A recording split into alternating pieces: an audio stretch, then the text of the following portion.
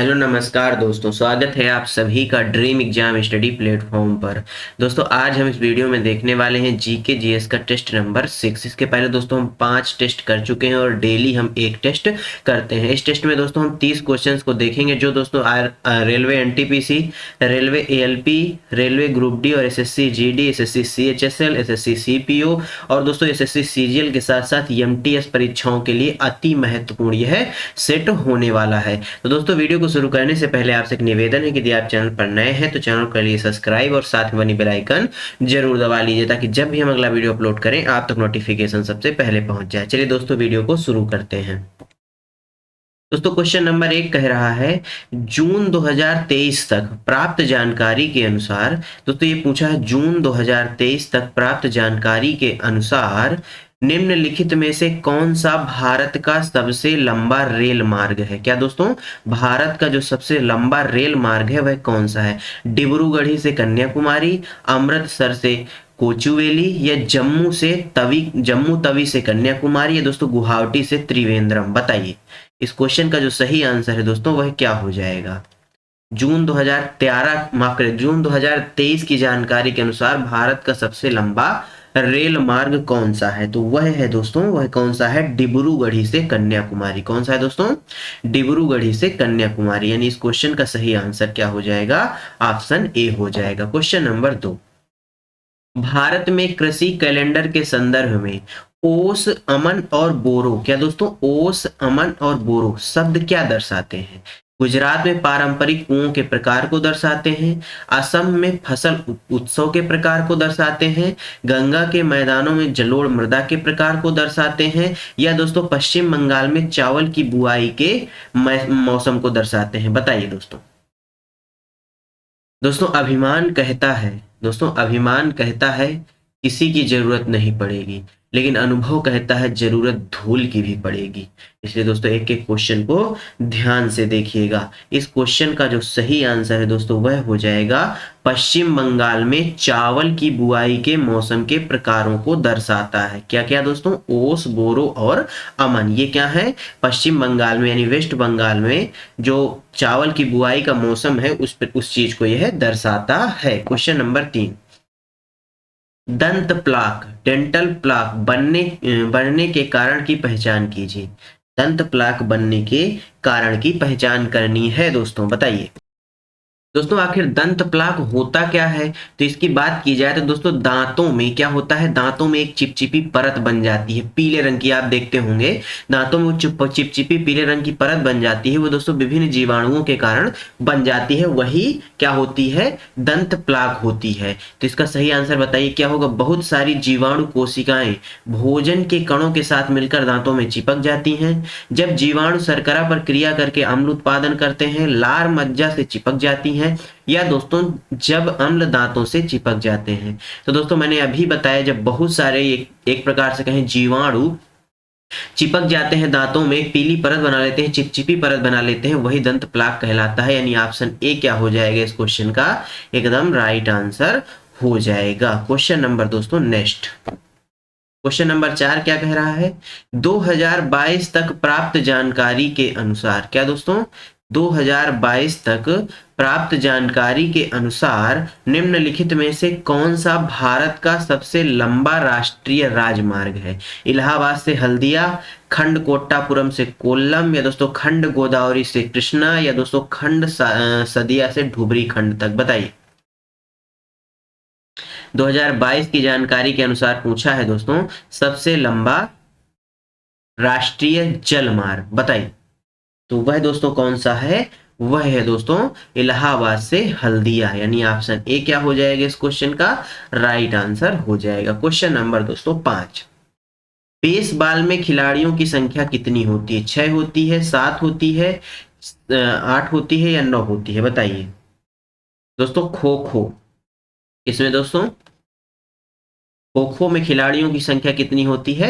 9 होती है। वहीं बेसबॉल के खिलाड़ियों की संख्या की बात की जाए तो बेसबॉल में भी 9 होती है। यानी इस क्वेश्चन का सही आंसर ऑप्शन डी हो जाएगा। क्या हो जाएगा? ऑप्शन डी हो जाएगा। वहीं बात की जाए दोस्तों क्रिकेट की, तो क्रिकेट में जो खिलाड़ियों की संख्या होती है वह 11 होती है। कितनी होती है?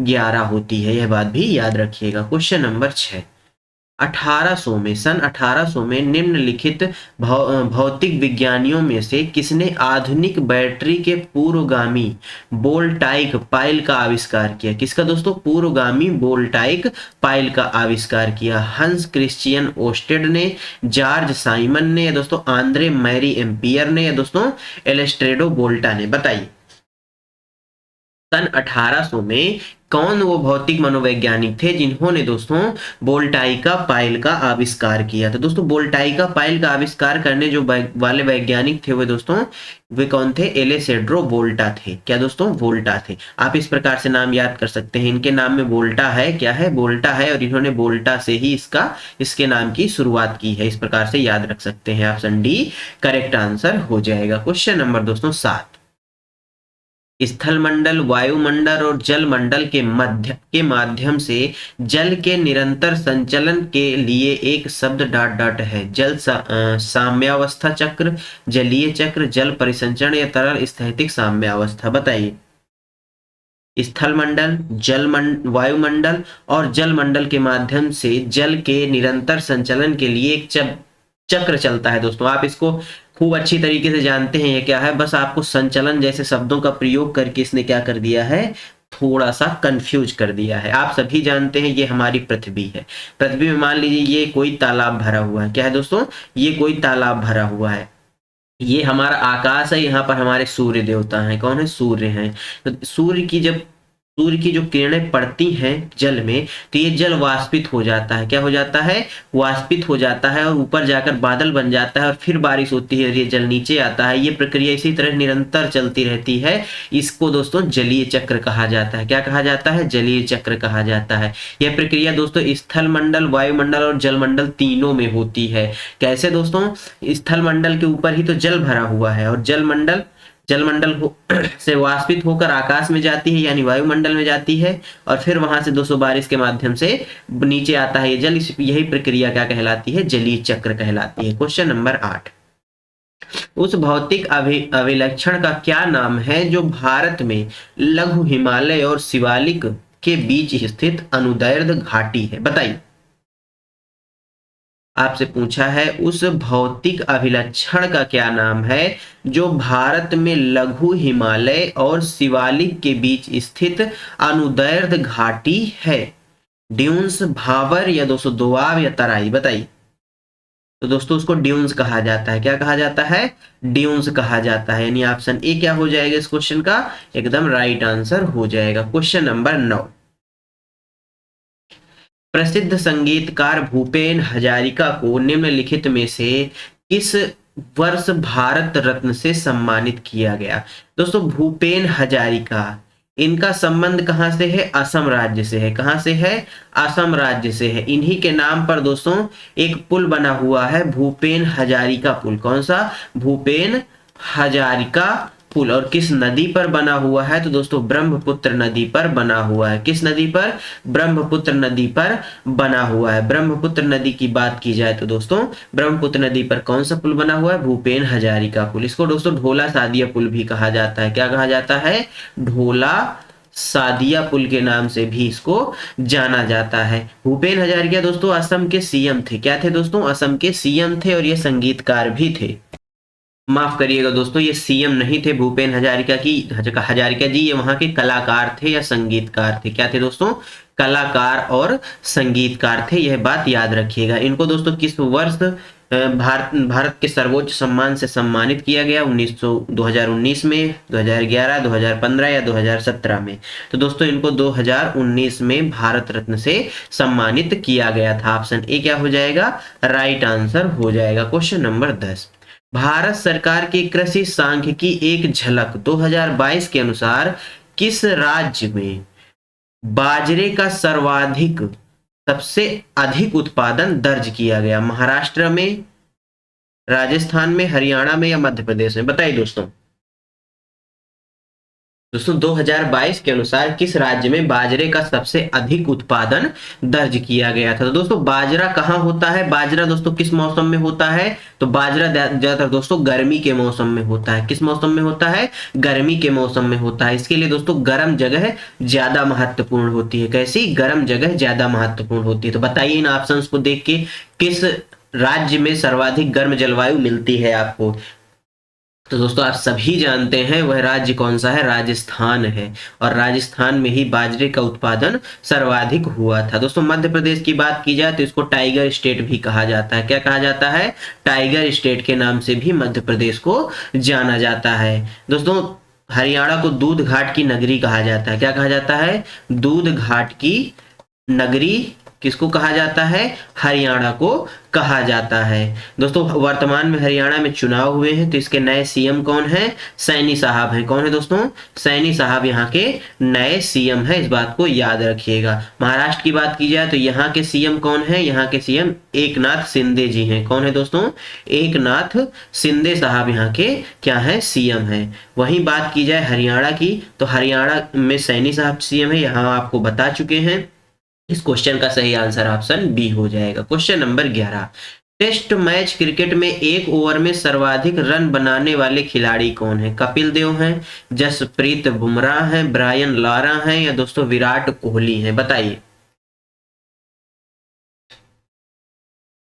दोस्तों ये एक इंपॉर्टेंट क्वेश्चन है आपकी परीक्षा की दृष्टि से। आपको क्या लगता है इसमें किसने टेस्ट में सर्वाधिक एक ओवर में रन बनाए होंगे? या कपिल देव साहब ने बनाए थे? दोस्तों पहला वर्ल्ड कप भारत ने कब जीता था? 1883 में जीता था। और उस वक्त भारत के कप्तान कौन थे? भारत के कप्तान कौन थे? कपिल देव साहब थे। यह बात नोट करिएगा। दोस्तों बात की जाए विराट कोहली की, इनको रन मशीन के नाम से जाना जाता है। क्या कहा जाता है इनको? रन मशीन के नाम से जाना जाता है। और किंग कोहली भी इन्हीं को कहा जाता है। क्या दोस्तों? किंग कोहली भी इन्हीं को कहा जाता है, इस बात को याद रखिएगा। और सर्वाधिक एक ओवर में रन बनाने वाले कोई और नहीं दोस्तों, भारत के तेज गेंदबाज जसप्रीत बुमराह साहब हैं। कौन है दोस्तों? जसप्रीत बुमराह साहब हैं जिन्होंने एक ओवर में सर्वाधिक रन बनाए थे टेस्ट क्रिकेट में। आइए अगला क्वेश्चन देखते हैं। क्वेश्चन नंबर 12 क्या कह रहा है? कौन सी तरंग ध्वनि तरंग की गति में समानांतर दोलन करती है? अनुप्रस्थ तरंग, विद्युत चुंबकीय तरंग, अनुदैर्ध्य तरंग या यांत्रिक तरंग? बताइए कौन सी तरंग ध्वनि तरंग की गति के समानांतर दोलन करती है?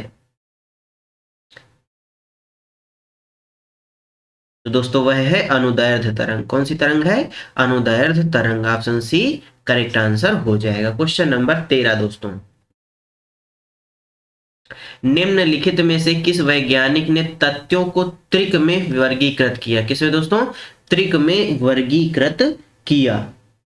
जॉन जॉन न्यूलैंड्स ने, जोहान वोल्फगैंग डोवेरेनर ने, हेनरी मोसले ने या दोस्तों दिमित्री मेंडलीव ने? बताइए। तो दोस्तों त्रिक में वर्गीकृत करने वाले कौन थे? जोहान वोल्फगैंग डोवेरेनर थे। इस बात को याद रखिएगा। ऑप्शन बी क्या हो जाएगा? करेक्ट आंसर हो जाएगा। क्वेश्चन नंबर दोस्तों 14, भारत के प्रसिद्ध गायिका बेगम अख्तर निम्नलिखित में से किस विधा के लिए जानी जाती हैं? क्या दोस्तों वह गजल संगीतकार थी, कर्नाटक संगीत से, सूफी संगीत से या लोक संगीत से? दोस्तों नाम है गायिका बेगम अख्तर, इनका संबंध किस चीज से है यह पूछा है। दोस्तों मोस्ट इंपॉर्टेंट क्वेश्चन है, स्टार लगाइएगा। इस क्वेश्चन का सही आंसर गजल संगीत से हो जाएगा। ये गजल की गायिका थी। किसकी दोस्तों? गजल की गायिका है, ये गजल गाती है। ऑप्शन ए करेक्ट आंसर हो जाएगा। क्वेश्चन नंबर दोस्तों 15, निम्नलिखित में से कौन सी सिंधु नदी की एक सहायक नदी है? लोहित नदी, श्योक नदी, बेतवा नदी या दिव्यांग नदी? बताइए। दिबांग नदी दोस्तों।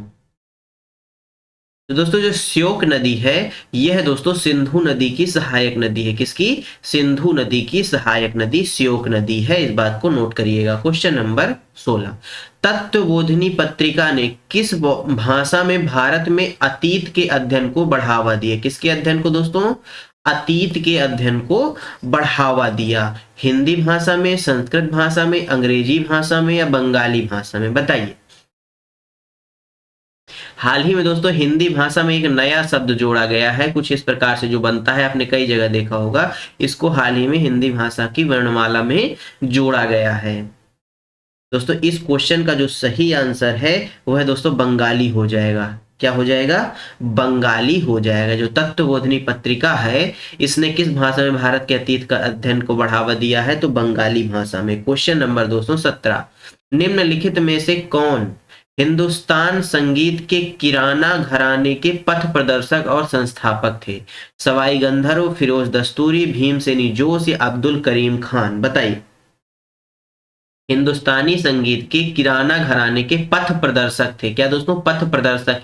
पथ प्रदर्शक का मतलब दोस्तों, इन्होंने इसकी क्या की? स्थापना की। क्या की? स्थापना की। और इसको कैसे आगे बढ़ाया जाए, इसकी इन्होंने क्या किया? मार्ग दिखाया। क्या दोस्तों? इन्होंने इसकी स्थापना की और इसको कैसे बढ़ाया जाए, इसका मार्ग इन्होंने प्रशस्त किया या मार्ग बताया अपने शिष्यों को या लोगों को। तो इसीलिए दोस्तों इनको पथ प्रदर्शक भी कहा जाता है। किसका? किराना घराने का। और यह कोई और नहीं, अब्दुल करीम खान जी हैं। कौन? अब्दुल करीम खान जी। ऑप्शन डी क्या हो जाएगा? राइट आंसर हो जाएगा। क्वेश्चन नंबर 18 दोस्तों, झंडू बाम डलहौजी। क्या दोस्तों? झंडू बाम डलहौजी द्वारा अवध का विलय किस वर्ष किया गया था? 1850 में, 1859 में, माफ करिए 56 में, 1858 में, 1857 में।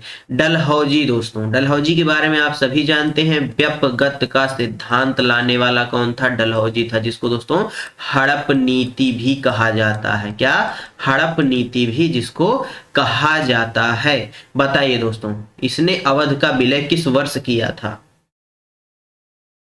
1857 की क्रांति को दोस्तों प्रथम स्वतंत्रता संग्राम भी कहा जाता है। क्या कहा जाता है? प्रथम स्वतंत्रता संग्राम के नाम से भी जाना जाता है। इस बात को याद रखिएगा। इसके दोस्तों बहुत सारे अनेकों कारण है। कभी दोस्तों एक वीडियो हम आपके लिए 1857 की क्रांति का बना देंगे, तो आपको समझ में आ जाएंगी चीजें। इस क्वेश्चन का सही आंसर ऑप्शन बी हो जाएगा। 1856 में डलहौजी ने अवध का विलय कर लिया था। अवध का विलय भी दोस्तों 1857 की क्रांति का एक महत्वपूर्ण कारक था। क्या दोस्तों? महत्वपूर्ण कारक था। इस बात को भी नोट रखिएगा। क्वेश्चन नंबर 19, रस के संबंध में रस के संबंध में दिए गए कथनों के आधार पर सही विकल्प का चयन कीजिए। कथन एक क्या कह रहा है? यह एक कलात्मक प्रस्तुति का आनंद लेने के दौरान प्राप्त होने वाला सौंदर्य परक क्या है? अनुभव है। कथन दो कह रहा है यह दर्शक या सौंदर्य प्रेमी में मानवीय भावनाओं के निर्माण से संबंधित है। बताइए, क्या केवल कथन दो सत्य है? कथन एक और कथन दो दोनों सत्य हैं? कथन केवल एक सत्य है, या ना कथन एक सत्य है ना कथन दो सत्य है? बताइए। तो दोस्तों इसका सही आंसर ऑप्शन बी हो जाएगा। क्या हो जाएगा? ऑप्शन बी हो जाएगा। कथन एक और कथन दो दोनों ही क्या है? सत्य हैं। क्वेश्चन नंबर दोस्तों 20 दोस्तों, दीवान एक कोही मोहम्मद बिन तुगलक द्वारा शुरू किया गया डाट डाट का विभाग था। कृषि का विभाग था, दान का विभाग था, सैन्य का विभाग था, या बाजार का विभाग था? बताइए। दोस्तों दीवान एक कोही जो है ये कृषि से संबंधित विभाग था। किससे संबंधित विभाग था? कृषि से। इसको शुरू किसने किया था? मोहम्मद बिन तुगलक ने। इसको दोस्तों MBT भी कहा जाता है, मोहम्मद बिन तुगलक। याद रखिएगा। क्वेश्चन नंबर 21, टोक्यो ओलंपिक 2020 में महिला मुक्केबाजी में कांस्य पदक किसने जीता था? अदिति अशोक ने, MC मैरी कॉम ने, मीराबाई चानू ने, या लवलीना बोरगोहन ने? बताइए। मीराबाई चानू दोस्तों वेट लिफ्टर हैं। क्या है दोस्तों? वेट लिफ्टर हैं, भारोत्तोलक हैं। इस बात को याद रखिएगा। और इन्होंने दोस्तों टोक्यो ओलंपिक में भारत के लिए पहला पदक जीता था। पहला पदक भारत के लिए इन्होंने ही जीता था, और इन्होंने कांस्य पदक ही जीता था। क्या जीता था? कांस्य पदक जीता था। इस बात को याद रखिएगा। वहीं दोस्तों टोक्यो ओलंपिक 2020 की बात करें तो उसमें हमको 1 2 4 यानी दोस्तों एक हमको गोल्ड मिला था, 2 हमको सिल्वर मिले थे और दोस्तों 4 हमको ब्रांज पदक मिले थे, यानी कांस्य पदक मिले थे। इस बात को याद रखिए। गोल्ड किसने जीता था? गोल्ड जीतने वाले दोस्तों नीरज चोपड़ा जी थे। कौन थे? नीरज चोपड़ा थे। और दोस्तों यह गोल्ड हमें 7 अगस्त को प्राप्त हुआ था। कब प्राप्त हुआ था? 7 अगस्त को प्राप्त हुआ था। इसीलिए दोस्तों 7 अगस्त को भाला फेंक दिवस भी मनाया जाता है। क्या दोस्तों? भाला फेंक दिवस भी कब मनाया जाता है? 7 अगस्त को मनाया जाता है। दोस्तों टोक्यो ओलंपिक में महिला मुक्केबाज जिन्होंने कांस्य पदक जीता था वह लवलीना बोरगोहन थी। कौन थी दोस्तों? लवलीना बोरगोहन थी। इस बात को याद रखिएगा। ऑप्शन डी क्या हो जाएगा? राइट आंसर हो जाएगा। हाल ही में दोस्तों पेरिस ओलंपिक संपन्न हो चुका है। कौन सा ओलंपिक?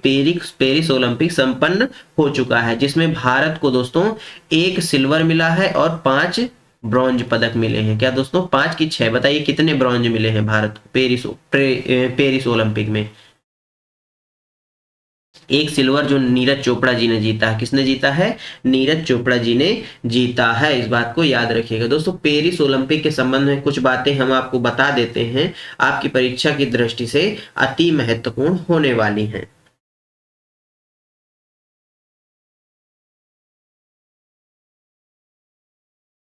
दोस्तों पेरिस ओलंपिक में भारत ने कुल 6 पदक जीते, जिसमें से 1 सिल्वर था जो नीरज चोपड़ा जी ने जीता और 5 दोस्तों ब्रांज थे। क्या थे? कांस्य पदक थे, जिसमें से दोस्तों मनु भाकर का आपने नाम सुना होगा। मनु भाकर जी ने 2 कांस्य पदक जीते हैं। इस बात को याद रखिएगा। दोस्तों पेरिस ओलंपिक में भारत का 71वां स्थान रहा था। कौन सा स्थान रहा था? 71वां इस स्थान रहा था। इस बात को याद रखिएगा। दोस्तों पेरिस ओलंपिक में पहले स्थान पर कौन रहा था? यूएसए था। कौन था दोस्तों? यूएसए था। इस क्वेश्चन का सही आंसर ऑप्शन डी हो जाएगा। Question number 22। मध्य प्रदेश में एक राई नर्तक, क्या दोस्तों? मध्य प्रदेश में एक राई नर्तक राम सहाय पांडे को 2022 में निम्नलिखित में से किस पुरस्कार से सम्मानित किया गया? अर्जुन पुरस्कार से, द्रोणाचार्य पुरस्कार से, सरस्वती सम्मान से या पद्मश्री से? बताइए। मध्य प्रदेश के एक राई नर्तक राम सहाय पांडे जी को 2022 में कौन सा पुरस्कार प्राप्त हुआ? तो दोस्तों इनको पद्मश्री प्राप्त हुआ। क्या प्राप्त हुआ? इनको पद्मश्री से सम्मानित किया गया, यानी ऑप्शन डी करेक्ट आंसर हो जाएगा। दोस्तों जो द्रोणाचार्य पुरस्कार होता है यह किसको दिया जाता है? दोस्तों कोच को दिया जाता है। किसको दिया जाता है? किसी भी कोच को दिया जाता है। अर्जुन पुरस्कार दोस्तों खेल का पुरस्कार है। किसका पुरस्कार है? खेल से संबंधित पुरस्कार है। इस बात को याद रखिएगा। क्वेश्चन नंबर दोस्तों 23। पंडित अच्छन महाराज निम्नलिखित में से किस घराने के कथक दिग्गज थे? रायगढ़ घराने, जयपुर घराने, लखनऊ घराना या बनारस घराना? दोस्तों ये कथक के दिग्गज थे। किसके? पंडित जो अच्छन महाराज थे ये कथक से संबंधित थे। किससे? कथक से संबंधित थे। कथक कहाँ का है दोस्तों? उत्तर भारत का या उत्तर प्रदेश का शास्त्रीय नृत्य है और इनका जो संबंध था वह दोस्तों लखनऊ घराने से था। किस घराने से था? लखनऊ घराने से था। Question number 24। निम्नलिखित में से कौन वर्ष 2001 में लता मंगेशकर के साथ भारत रत्न का सह विजेता था? आशा भोसले, रविशंकर या दोस्तों भीमसेन जोशी या बिस्मिल्लाह खान? सबसे पहली बात दोस्तों लता मंगेशकर जी को भारत रत्न कब मिला? 2001 में मिला। कब मिला? 2001 में मिला। और इनके साथ दोस्तों एक व्यक्ति को और मिला। वह कौन थे? यानी सह विजेता थे दोनों लोग। तो वह कौन थे? वह बिस्मिल्लाह खान थे। कौन थे दोस्तों? बिस्मिल्लाह खान थे। यानी ऑप्शन डी क्या होगा? करेक्ट आंसर हो जाएगा। दोस्तों आशा भोसले जी लता मंगेशकर जी की क्या है? सिस्टर हैं। क्या है दोस्तों? सिस्टर हैं। क्या सही बात बताई मैंने? जी हाँ दोस्तों मैंने सही बात बताई। लता मंगेशकर जी की सिस्टर हैं आशा भोसले। इस क्वेश्चन का सही आंसर ऑप्शन डी हो जाएगा। क्वेश्चन नंबर 25 क्या कह रहा है? यदि आरक्षित नकदी निधि अनुपात का मान प्रतिशत गिरता है, अनुपात का मान या दोस्तों प्रतिशत गिरता है तो मुद्रा गुणक का मान स्थिर रहता है, गिरता है, उपयुक्त में से कोई नहीं या बढ़ता है? बताइए। तो दोस्तों यदि आरक्षित नकदी निधि अनुपात का मान प्रतिशत में गिरता है तो मुद्रा का गुणक क्या हो जाता है? बढ़ जाता है। यानी ऑप्शन डी क्या हो गया? करेक्ट आंसर हो गया। Question number 26। यांत्रिक कार्य और ऊष्मा स्थानांतरण के बीच संबंध स्थापित करने का श्रेय किस भौतिक विज्ञानी को जाता है? जेम्स प्रेस्कॉट को, जूल को, विलियम हेनरी को, हरमन हेल्म रोज को, हरमन हेल्म होल्टज को, या दोस्तों जॉन डॉल्टन को? बताइए।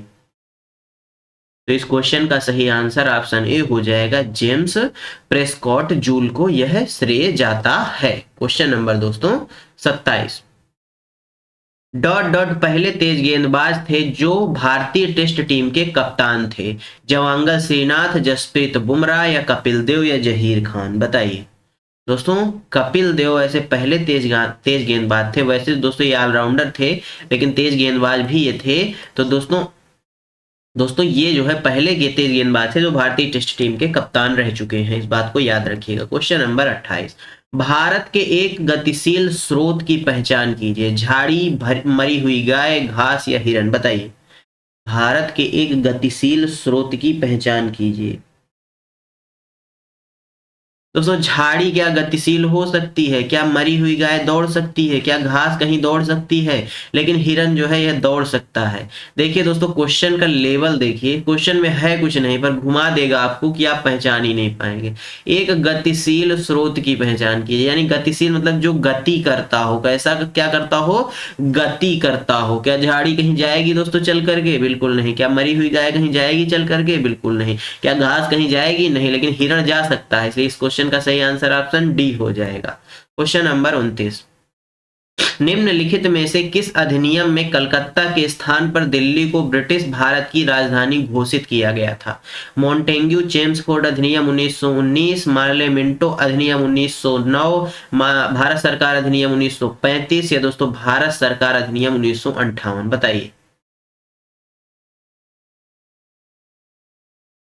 तो दोस्तों वह कौन सा एक्ट था? वह मार्ले मिंटो अधिनियम 1919 था, यानी ऑप्शन बी क्या होगा? राइट आंसर हो जाएगा। दोस्तों 1911 में दिल्ली स्थानांतरित करने की घोषणा होती है राजधानी को, और 1912 में दिल्ली स्थानांतरित कर दी जाती है राजधानी। Question number 30। विजयनगर के निम्नलिखित में से किस राजा ने यवन साम्राज्य के संस्थापक की उपाधि धारण की थी? कृष्णदेव राय ने, अच्युत देव राय ने, वीर नरसिंह राय ने, या सदाशिव राय ने? बताइए। तो दोस्तों वह कृष्णदेव राय जी थे। कौन थे? कृष्णदेव राय जी थे। ऑप्शन ए क्या होगा इस क्वेश्चन का? राइट आंसर हो जाएगा। दोस्तों धन्यवाद आप सभी का हमारे साथ बने रहने के लिए। दोस्तों आज का यह वीडियो आपको कैसा लगा हमें कमेंट करके जरूर बताइएगा। वीडियो अच्छा लगा हो तो वीडियो को लाइक कर दिएगा, अपने दोस्तों के साथ शेयर कर दीजिएगा, साथ में बनी बेल आइकन जरूर दबाइएगा ताकि जब भी हम अगला वीडियो अपलोड करें आप तक नोटिफिकेशन सबसे पहले पहुंच जाए। चलिए दोस्तों मिलते हैं आपसे अगले वीडियो में, तब तक के लिए जय हिंद, जय भारत। अपना और अपनों का ख्याल रखिए, सभी का सम्मान करिए। धन्यवाद दोस्तों।